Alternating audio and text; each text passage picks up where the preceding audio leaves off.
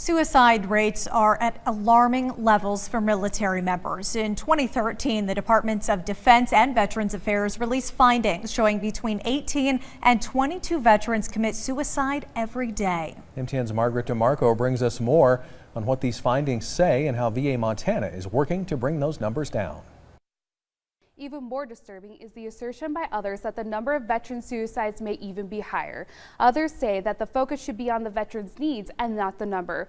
We recently sat down with a veteran who came close to taking his own life while he was on his second deployment in the Middle East, but instead found a second chance. When I went to this war zone, things happened over there that made me readdress everything that I'd ever thought about life. Veteran Mark Hall deployed to Iraq twice during his time with the Montana Army National Guard. After his first deployment in 2004 and 2005, Hall says he felt it was unacceptable to ask for help. I spent 5 years of my life and my family's life, and I went to some very deep and dark places about destroying myself and my family.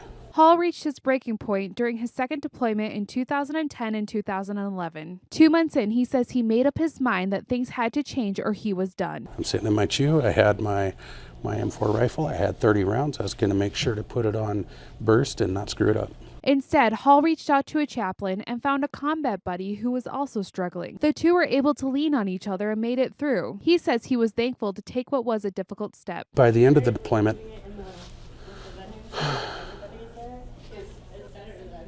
I wished I had never waited so long to ask or talk to somebody.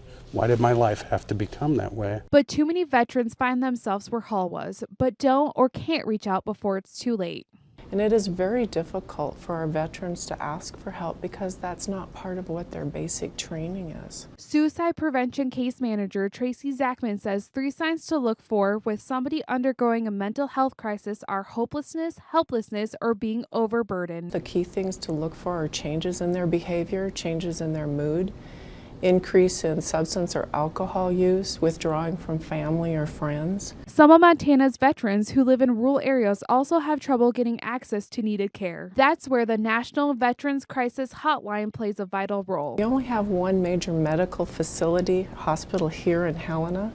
And with our outlying clinics, not all of them have mental health staff. Due to their limitations, the VA has partnerships with mental health centers throughout Montana. Hall says talking about his experiences has helped him in the long run. Today, I'm very open because, in my opinion, that doesn't make me a weak or less than.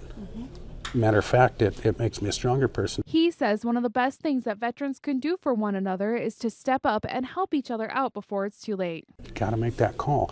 Don't make that permanent solution to a temporary problem because it is temporary. It has not always been this way. If you are a veteran needing help or a friend or a family member of a veteran in crisis, please call the Veteran Crisis Hotline at 1-800-273-8255. On special assignment, Margaret DeMarco.